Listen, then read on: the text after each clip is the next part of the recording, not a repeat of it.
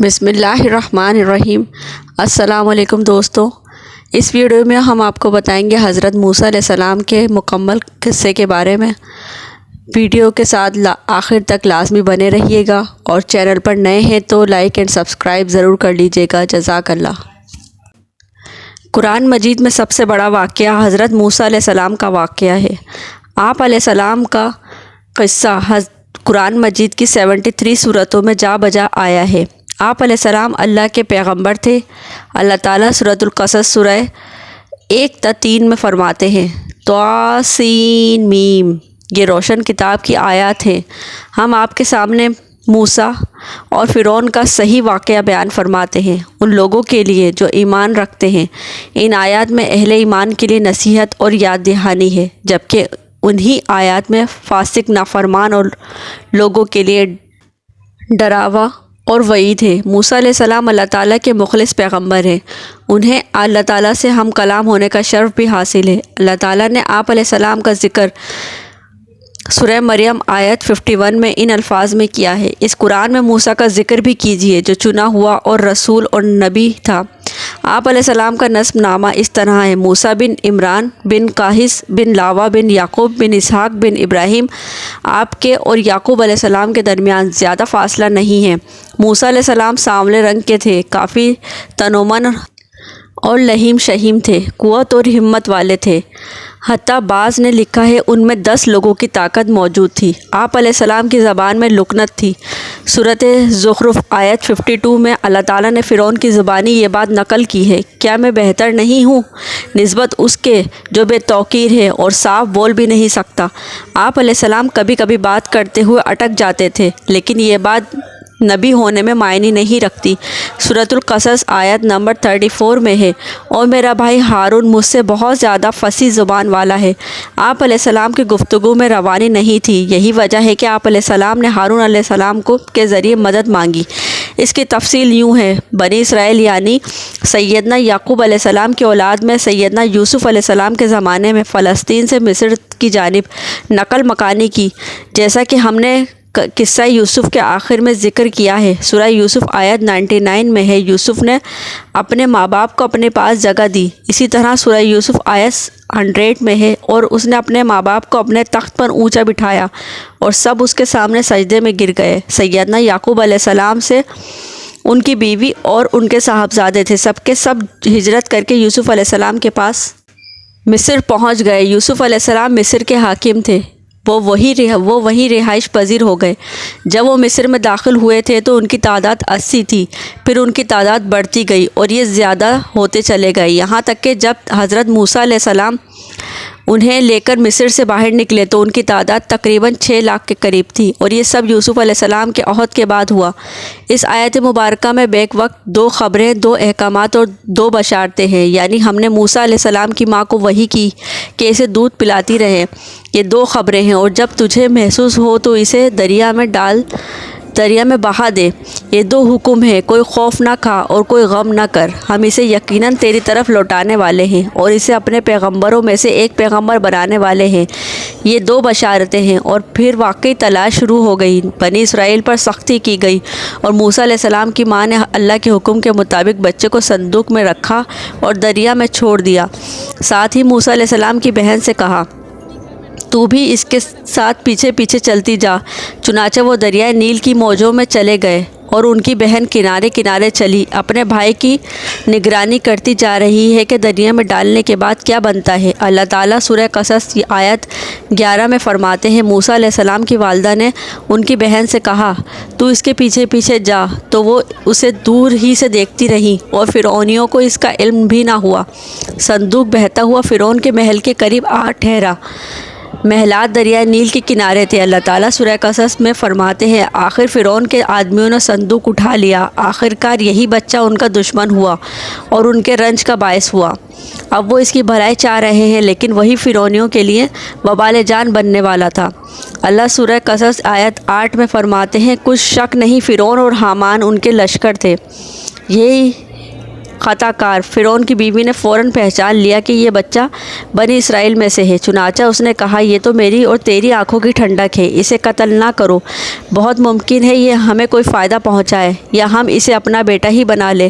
اور یہ لوگ شعور نہیں رکھتے تھے، مطلب یہ کہ سارے معاملے میں اللہ تعالیٰ کی تدبیر سے آگاہی نہیں تھی۔ اس پر فرعون نے کہا یہ صرف تیری آنکھوں کی ٹھنڈک ہے، میری نہیں۔ میں نہیں چاہتا بنی اسرائیل کا کوئی بچہ میری نگرانی میں پلے، لہٰذا یہ صرف تیری ہی آنکھوں کی ٹھنڈک ہے۔ ابن عباس رضی اللہ تعالیٰ عنہ فرماتے ہیں اگر فرعون یہ بات کہہ دیتا کہ یہ میری بھی آنکھوں کی ٹھنڈک ہے تو اللہ تعالیٰ اسے ہدایت دے دیتا، لیکن اس نے کہا یہ صرف تیری آنکھوں کی ٹھنڈک ہے، اور پھر ہوا بھی یہی۔ موسیٰ علیہ السلام آسیہ کی آنکھوں کی ٹھنڈک بن گئے۔ اللہ تعالیٰ سورہ قصص آیت 10 میں فرماتے ہیں اور موسیٰ علیہ السلام کی والدہ کا دل بے قرار ہو گیا، یعنی انہیں موسیٰ علیہ السلام کی بہت زیادہ یاد آنے لگی۔ اللہ تعالیٰ سورہ قصص آیت 10 میں فرماتے ہیں قریب تھی کہ اس واقعے کو بالکل ظاہر کر دیتی اگر ہم ان کے دل کو ڈھارس نہ دیتے، یہ اس لیے کہ یقین کرنے والوں میں رہیں۔ اب دیکھیے اللہ تعالیٰ کے کام، ان کے نور چشم کو کس طرح ان کی طرف واپس لوٹایا۔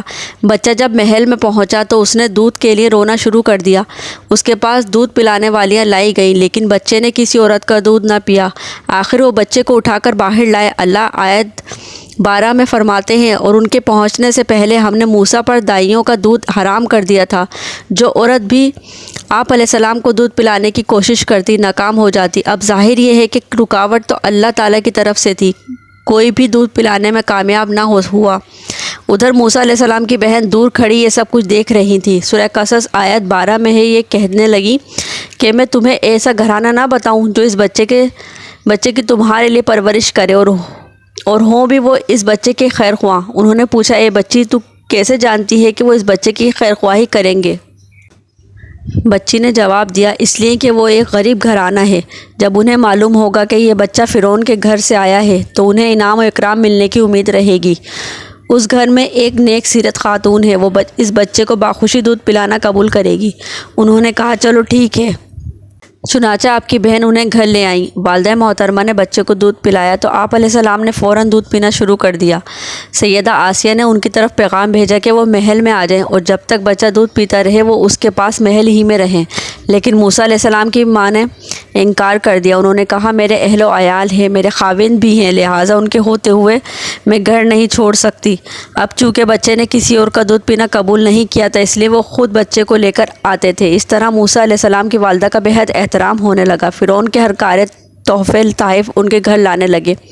اللہ تعالیٰ آیت 13 میں فرماتے ہیں پس ہم نے اسے اس کی ماں کی طرف واپس پہنچایا تاکہ اس کی آنکھیں ٹھنڈی رہیں اور غمزدہ نہ ہوں، اور جان لے کہ اللہ کا وعدہ سچا ہے، لیکن اکثر لوگ نہیں جانتے۔ اس طرح حضرت موسیٰ علیہ السلام شاہی محل میں پلنے بڑھنے لگے، یہاں تک کہ 18 سال کے خوبرو جوان ہو گئے۔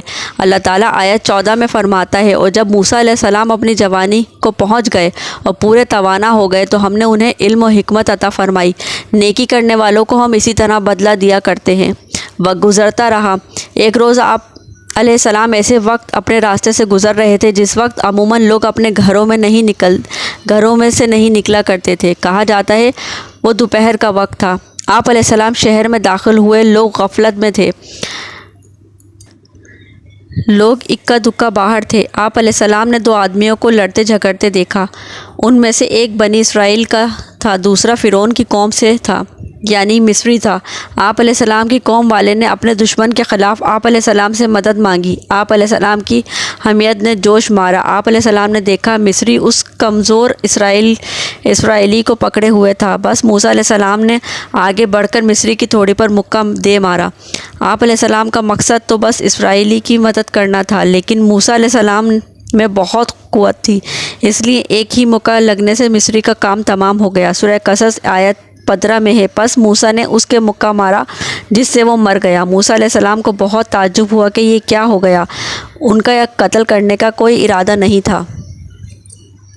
موسیٰ علیہ السلام نے فوراً کہا یہ تو شیطانی کام ہے۔ آپ علیہ السلام یہ کہنا چاہتے تھے میرا ارادہ تو اسے قتل کرنے کا نہیں تھا، یہ فعل تو شیطان نے کیا ہے، شیطان ہی نے مجھے بے قابو کر دیا تھا، مجھے اپنی طاقت پر اختیار نہ رہا، اس نے مجھ سے انسان کے قتل کا کام سرزد کرا دیا۔ آیت 15 میں اللہ تعالیٰ فرماتے ہیں یقیناً شیطان دشمن اور کھلے طور پر بہکانے والا ہے۔ اس سے معلوم ہوا کہ حضرت موسیٰ علیہ السلام جانتے تھے شیطان دشمن ہے، وہ گمراہ کرتا ہے، اور یہ بھی معلوم ہوا کہ آپ علیہ السلام واحد تھے، توحید پرست تھے اور مشرکین میں سے نہ تھے۔ یہی تو باتیں ہیں جو اللہ تعالیٰ نے بیان فرمائی ہیں۔ مثلاً آیت 14 میں ہے نیکی کرنے والوں کو ہم اس طرح بدلہ دیا کرتے ہیں۔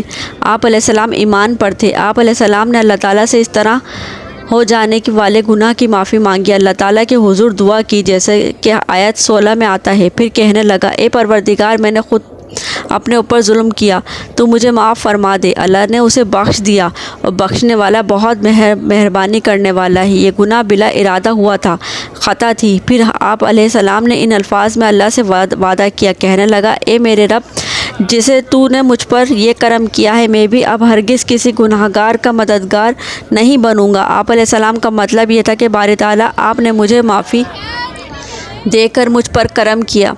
گویا آپ علیہ السلام کو سمجھ آ گئی تھی اللہ تعالیٰ نے ان کی توبہ قبول کر لی ہے، ان پر رحم فرما دیا ہے، چنانچہ اب وعدہ کر رہے ہیں کہ کسی گناہگار کی مدد نہیں کریں گے بلکہ ان کے خلاف رہیں گے۔ تاہم انہیں اس بات کا خدشہ ہو گیا تھا کہ کہیں انہیں اس مصری کے قتل کے بدلے میں قتل نہ کر دیا جائے، جیسا کہ آیت 18 میں آیا ہے۔ صبح ہی صبح ڈرتے اندیشے کے حالت میں خبریں لینے کے لیے شہر میں گئے۔ اچانک دیکھا کہ وہی شخص جس نے کل ان سے مدد طلب کی تھی ان سے فریاد کر رہا ہے۔ موسیٰ علیہ السلام نے اس سے کہا اس میں شک نہیں، تو شدید گمراہ ہے۔ مطلب یہ کہ جب وہ شہر میں پہنچے تو انہوں نے کل جیسا ہی منظر دیکھا، وہی اسرائیلی ایک دوسرے مصری سے لڑ رہا تھا۔ انہیں دیکھ کر اس نے پھر ان سے مدد مانگی۔ تب آپ علیہ السلام نے فرمایا تو جھگڑالو آدمی ہے۔ تاہم آپ علیہ السلام آگے بڑھے تاکہ مصری کے مقابلے میں اس کی مدد کریں۔ تب وہ کہنے لگا موسیٰ علیہ السلام، جس طرح تو نے کل ایک شخص کو قتل کیا ہے مجھے بھی مار ڈالنا چاہتا ہے۔ اس کی اس بات سے موسیٰ علیہ السلام سمجھ گئے کل والی خبر شہر میں پھیل چکی ہے۔ اب انہوں نے خود کو چھپانا چاہا۔ اس وقت آپ کے پاس آل مومن میں سے ایک آدمی بھاگ کر آیا۔ وہ موسیٰ علیہ السلام سے بہت محبت کرتا تھا۔ اس کا ذکر آیت 20 میں آیا ہے۔ شہر کے پرلے کنارے سے ایک شخص دوڑتا ہوا آیا اور کہنے لگا اے موسیٰ، یہاں کے سردار تیرے قتل کا مشورہ کر رہے ہیں، بس تو فوراً چلا جا، مجھے اپنا خیر خواہ مان، اس سے پہلے کہ وہ تجھے گرفتار کر لیں۔ جلدی کر یہاں سے نکل جا۔ آپ علیہ السلام خوفزدہ ہو گئے، کیونکہ فرعون تو پہلے ہی آپ علیہ السلام سے محبت نہیں کرتا تھا۔ اس نے تو آپ کو سیدہ آسیہ کے کہنے پر محل میں رکھا تھا۔ اس کے علاوہ فرعون کی قوم کے دوسرے سردار بھی اچھی طرح جانتے تھے کہ آپ علیہ السلام بنی اسرائیل میں سے ہیں۔ وہ آپ علیہ السلام سے بغض رکھتے تھے۔ اب تو ان کے ہاتھ موقع آ گیا تھا۔ اس موقع سے فائدہ اٹھاتے ہوئے انہوں نے قتل کا مشورہ کیا تھا۔ چنانچہ موسیٰ علیہ السلام وہاں سے خوفزدہ ہو کر نکل کھڑے ہوئے۔ مصری آپ علیہ السلام کی تلاش میں تھے۔ فرعون نے اپنے جاسوس آپ علیہ السلام کی تلاش میں بھیج دیے تھے۔ ادھر موسیٰ علیہ السلام اللہ تعالیٰ سے یہ دعا مانگ رہے تھے اے میرے پروردگار، مجھے ظالموں کے ظلم سے بچا لے۔ اللہ تعالیٰ نے آپ علیہ السلام کی دعا قبول فرمائی، آپ علیہ السلام کو راستہ بھی دکھایا۔ آپ علیہ السلام جنگل کی طرف نکل کھڑے ہوئے۔ آپ علیہ السلام کے پاس کھانا تھا نہ پانی، نہ آپ علیہ السلام کے پاس سواری کا جانور تھا۔ آپ علیہ السلام کو کچھ معلوم نہیں تھا کہ کدھر جا رہے ہیں، بس آپ جنگل میں چلتے رہے۔ آپ مصر سے فلسطین کی طرف جا رہے تھے۔ راستے میں آپ علیہ السلام کے جوتے بھی ٹوٹ گئے۔ اب ننگے پاؤں سفر شروع ہوا۔ بھوک لگتی تو درختوں کے پتے کھا لیتے۔ اسی طرح آپ علیہ السلام مدین پہنچ گئے۔ آپ علیہ السلام کو معلوم ہے مدین اللہ کے نبی حضرت شعیب علیہ السلام کا شہر تھا۔ اس وقت شعیب علیہ السلام کافی بوڑھے ہو چکے تھے، اور یہ واقعات شعیب علیہ السلام کی قوم کی تباہی کے بعد کے ہیں۔ آپ علیہ السلام مدین کے پانی پر پہنچ گئے۔ بستی کے باہر ان لوگوں کی پانی کی جگہ تھی، وہاں وہ لوگ اپنے جانوروں کو پانی پلاتے تھے اور اپنے لیے بھی لیتے تھے۔ موسیٰ علیہ السلام نے دیکھا کہ لوگ آ جا رہے ہیں، کسی کے پاس بکری ہے، کسی کے پاس اونٹ ہے۔ انہوں نے حوض بنا رکھے ہیں، وہ کنویں سے پانی نکال کر ان حوضوں میں ڈالتے ہیں۔ مال مویشی کے لیے الگ حوض ہیں اور انسانوں کے لیے الگ حوض ہیں۔ آپ علیہ السلام نے وہاں دو ایسی عورتیں کو دیکھا جن کے پاس بکریاں تھیں۔ وہ اپنی بکریوں کو پانی سے دور ایک طرف لے کر کھڑی تھیں، ان کو پانی کی طرف جانے سے روکے ہوئے تھیں۔ آیت 23 میں ہے مدین کے پانی پر جب آپ علیہ السلام پہنچے تو دیکھا کہ لوگوں کی ایک جماعت وہاں پانی پلا رہی ہے اور دو عورتیں الگ کھڑی ہوئی اپنے جانوروں کو روکی ہوئی ہیں۔ موسیٰ علیہ السلام کو یہ دیکھ کر حیرت ہوئی کہ سب لوگ تو جانوروں کو پانی پلا رہے ہیں اور یہ دونوں پیچھے کھڑی ہیں، یہ کیا معاملہ ہے؟ پوچھا تمہارا کیا حال ہے؟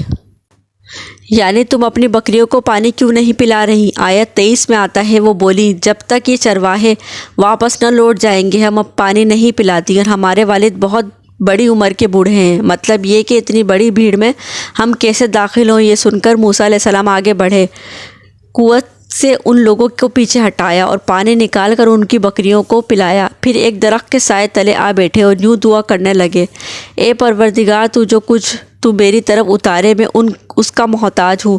سیدنا عبداللہ بن عباس رضی اللہ تعالیٰ عنہ بیان کرتے ہیں کہ سیدنا موسیٰ علیہ السلام ننگے پاؤں مدین پہنچے تھے۔ ان کے پیروں کی جلد اتر گئی تھی، ان کا پیٹ بھوک کی شدت کی وجہ سے کمر سے لگ رہا تھا۔ درختوں کے پتے کھاتے تھے تو اس لیے ان کے منہ سے پتوں کی بو آتی رہی تھی، لہٰذا اس وقت وہ سخت حاجت مند تھے۔ بھوک شدید تھی، اذیت بھی بہت پہنچی تھی، لیکن وہ کسی سے بھی سوال کرنے کے لیے تیار نہیں تھے۔ ان دونوں عورتوں میں سے ایک نے ان کی دعا کے الفاظ سن لیے۔ دونوں اپنے والد شعیب علیہ السلام کے پاس آئیں، انہیں موسیٰ علیہ السلام کے بارے میں بتایا اور یہ بھی بتایا کہ وہ شخص محتاج ہے لیکن بہت خوددار ہے، جیسا کہ آیت 25 میں آیا ہے۔ اتنے میں ان دو عورتوں میں سے ایک ان کی طرف شرم و حیا سے چلتی ہوئی آئی اور کہنے لگی، میرے باپ آپ کو بلا رہے ہیں، آپ نے ہمارے جانوروں کو جو پانی پلائے ہے اس کی اجرت دینا چاہتے ہیں۔ موسیٰ علیہ السلام خوددار ہونے کے باوجود اس وقت شدید حاجت مند تھے، چنانچہ موقع کی مناسبت سے چل پڑے۔ عورت مارے حیا کے چھپ رہی تھی، یہ بات محسوس کر کے موسیٰ علیہ السلام ان سے آگے چلنے لگے۔ کوئی موڑ مڑنا ہوتا تو لڑکی اس سمت میں کنکر پھینک دیتی، موسیٰ علیہ السلام اس سمت میں مڑ جاتے۔ اس طرح وہ گھر تک پہنچے۔ موسیٰ علیہ السلام کی ملاقات شعیب علیہ السلام سے ہوئی۔ انہوں نے اپنے بارے میں بتایا، جو واقعات ان کے ساتھ پیش آئے تھے وہ بتائے۔ شعیب علیہ السلام نے ان سے فرمایا، کہنے لگے، اب نہ ڈرو، تو نے ظالم قوم سے نجات پا لی ہے۔ ان دونوں میں سے ایک نے کہا کہ ابا جان، آپ انہیں مزدوری پر رکھ لیجئے، کیونکہ جنہیں آپ اجرت پر رکھیں ان میں سے سب سے بہتر وہ ہے جو مضبوط اور ایماندار ہو۔ پھر شعیب علیہ السلام نے ان سے اپنی ایک بیٹی کا نکاح کرنا چاہا، جبکہ موسیٰ علیہ السلام کے پاس تو کوئی چیز نہیں تھی، لہٰذا سوال یہ پیدا ہوا کہ حق مہر کیا طے کیا جائے۔ اس نے کہا، میں اپنی دونوں لڑکیوں میں سے ایک کو آپ کے نکاح میں دینا چاہتا ہوں، اس پر کہ آپ 8 سال تک میرا کام کاج کریں۔ ہاں، اگر آپ 10 سال پورے کریں گے تو یہ آپ کی طرف سے بطور احسان کے ہیں، یعنی 8 سال تک آپ بکریاں چرائیں گے، اس کے 2 سال کا آپ کو اختیار ہے، آپ خوشی سے 2 سال تک اور بھی میرا کام کریں تو اچھا ہے، ورنہ آپ پر لازم نہیں ہے، جیسا کہ آیت 27 میں ہے۔ میں ہرگز یہ نہیں چاہتا کہ آپ کو کسی مشقت میں ڈالوں، اللہ کو منظور ہے تو آگے چل کر آپ مجھے بھلا آدمی پائیں گے۔ شعیب علیہ السلام کی بات کا موسیٰ علیہ السلام نے جو جواب دیا وہ آیت 28 میں ہے۔ موسیٰ علیہ السلام نے کہا، خیر، تو یہ بات آپ کے اور میرے درمیان پختہ ہو گئی، میں ان دونوں مدتوں میں سے جس کو بھی پورا کروں مجھ پر زیادتی نہ ہو۔ ہم یہ جو کچھ کہہ رہے ہیں اس پر اللہ کا کارساز ہے۔ مطلب یہ کہ سیدنا موسیٰ علیہ السلام کہہ رہے ہیں کہ اب یہ اختیار میرا ہے کہ میں 8 سال پورے کروں یا 10 سال، مجھ پر کوئی زیادتی نہیں ہوگی۔ ابن عباس رضی اللہ تعالیٰ عنہ سے پوچھا گیا کہ موسیٰ علیہ السلام نے کون سی مدت پوری کی؟ تو آپ نے فرمایا، انہوں نے 10 سال پورے کیے تھے، یعنی اپنا عہد پورا کیا تھا۔ اب انہیں خیال آیا کہ کافی وقت گزر چکا ہے اور حالات بھی بدل چکے ہیں، لہٰذا اب میں واپس مصر جا سکتا ہوں، اپنی والدہ، اپنے بھائی اور بہن سے ملنا چاہیے۔ جب موسیٰ علیہ السلام نے مدت پوری کر لی تو اپنی بیگم کو لے کر چلے مصر کی طرف، لیکن آپ علیہ السلام تو مصر کا راستہ جانتے ہی نہ تھے، کسی سے پوچھنا چاہتے تھے۔ رات سرد تھی، سردی پورے زوروں پر تھی، ان کے پاس آگ جلانے کے لیے کچھ نہ تھا، انہیں آگ کی تلاش تھی۔ اللہ تعالیٰ نے سورہ طٰہٰ آیت 9 تا 10 میں فرمایا، تجھے موسیٰ کا قصہ بھی معلوم ہے جبکہ اس نے آگ دیکھی۔ موسیٰ علیہ السلام کو دور، بہت دور پہاڑ کی چوٹی پر آگ نظر آئی۔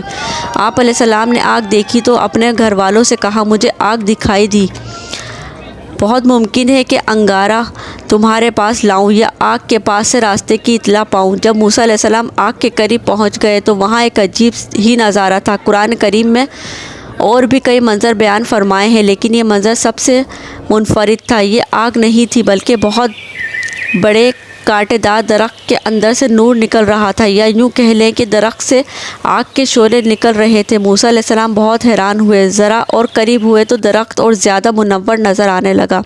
آپ علیہ السلام اور قریب گئے تو اس درخت میں سے آواز سنائی دی۔ یہ آواز اللہ سبحانہ و تعالیٰ اور ایک انسان کے درمیان براہ راست خطاب تھا۔ اس جیسے خطاب کی مثال اور کہیں نہیں ملتی۔ سورہ طٰہٰ آیت 11 اور 12 میں ہے، جب وہ وہاں پہنچے تو آواز دی گئی، اے موسیٰ، یقیناً میں ہی تیرا پروردگار ہوں، تو اپنے جوتے اتار دے اس لیے کہ تو پاک میدان طوا میں ہے۔ سورہ طٰہٰ آیت 13 تا 16 میں اللہ تعالیٰ فرماتے ہیں، میں نے تجھے منتخب کر لیا ہے، اب جو وحی کی جائے اسے کان لگا کر سن، بے شک میں ہی اللہ ہوں، میرے سوا کوئی عبادت کے لائق نہیں ہے، بس تو میری ہی عبادت کر اور میری ہی یاد کے لیے نماز قائم کر۔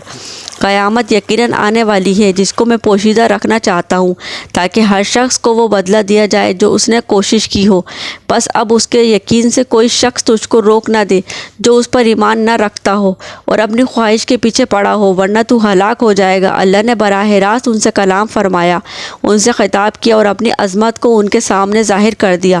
پھر پوچھا، اے موسیٰ تیرے اس دائیں ہاتھ میں کیا ہے؟ اللہ تعالیٰ تو جانتے تھے لیکن اپنی قدرت دکھانے کے لیے پوچھا۔ موسیٰ علیہ السلام نے جواب دیا، یہ میری لاٹھی ہے، اس پر میں ٹیک لگاتا ہوں اور اس سے میں اپنی بکریوں کے لیے پتے جھاڑ لیا کرتا ہوں، اور بھی مجھے اس میں فائدے ہیں۔ اللہ تعالیٰ نے فرمایا، اسے ہاتھ سے نیچے ڈال دے۔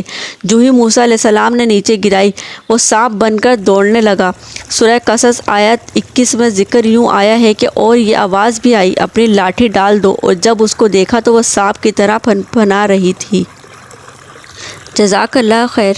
انشاءاللہ آپ لوگوں سے اسی طرح ویڈیوز میں ملاقات ہوتی رہے گی۔ نیکسٹ پارٹ کے لیے آپ لوگ اسی طرح جڑے رہیے انشاءاللہ۔ اوکے گائز، بہت خیال رکھیے، دعاؤں میں یاد رکھیے، اللہ تعالیٰ آپ سب کے لیے بہت آسانیاں پیدا کرے۔ اللہ حافظ۔